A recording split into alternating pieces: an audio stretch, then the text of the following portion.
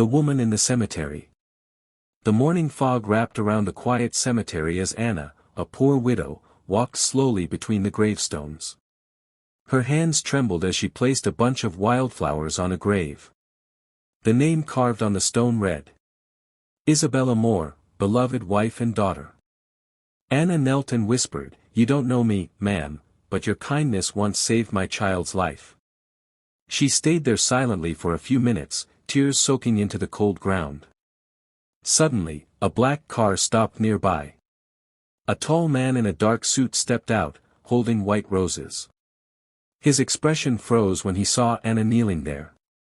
"That's my wife's grave," he said softly. "Who are you?" Anna turned, startled.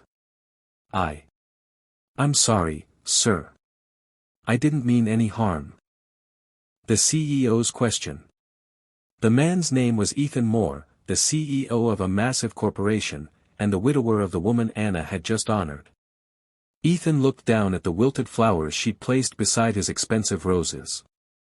He noticed her worn-out shoes, her tired eyes, and the small boy standing behind her clutching a broken toy car. "My wife's been gone for 3 years," he said quietly. "You knew her?" Anna nodded slowly. "Not personally. But she helped me when I was nobody." Ethan frowned. "How?" Anna took a deep breath. "She found me sleeping outside the hospital one night. My son was dying, and I had no money. She paid for his surgery.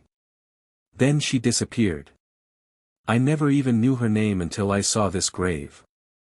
Ethan's throat tightened. "Isabella," he whispered. "That's exactly what she would have done." The memory of 2 lives. Ethan and Anna sat on a nearby bench. For the first time in years, Ethan talked about his wife, the laughter, the dreams, the way she always wanted to help strangers. "She said the world breaks people," he murmured, "but she still believed in fixing it, one person at a time." Anna wiped her tears. "She did fix it, she saved my boy." Little Tommy, Anna's son, approached and placed a daisy on the grave. "Thank you, angel lady," he said softly. Ethan looked at the boy, and something inside him shifted. He saw warmth, life, the same compassion his wife once carried. A gift from the past. Days later, Ethan couldn't stop thinking about Anna. He found her address, a small, crumbling apartment in the old part of the city. He visited, bringing groceries and a small envelope. Anna was shocked to see him at her door. "Mr. Moore. Why are you here?" He handed her the envelope. "My wife would have wanted this." Inside was a job offer, at his company. "I need someone with a kind heart in our community program," he said. "You fit that more than anyone I know." Anna's eyes filled with tears. "You're giving me a job." He smiled faintly. "No. I'm giving you a chance, the same one my wife once gave you." The blossoms of gratitude. Months passed.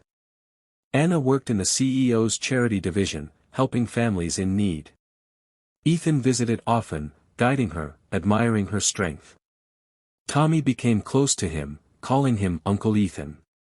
Slowly, the pain in Ethan's heart began to heal. One evening, they returned to the cemetery together. Anna placed lilies on Isabella's grave. Ethan laid his hand beside hers. "She brought us together," he said quietly. Anna nodded. Maybe she knew her kindness would keep living through others. The promise. Ethan looked at Anna and Tommy, the small family his wife's love had unknowingly built. "Thank you," he whispered to the grave, "for teaching me to live again." Anna smiled through her tears. "She'd be proud of you." The wind blew gently, scattering petals across the grass. For the first time in years, Ethan felt peace, like his wife was smiling somewhere above. As they left, Tommy looked back and said, "Mom says flowers mean love. So. I think she sent us some." 1 year later. A year later, the Moore Foundation had expanded across the city, feeding children, helping widows, and funding schools. At the heart of it stood Anna, now the director of outreach, with Ethan by her side. They still visited the grave every week, always with flowers. But now, they smiled. Because love didn't end in the grave, it kept blooming, through every life it touched.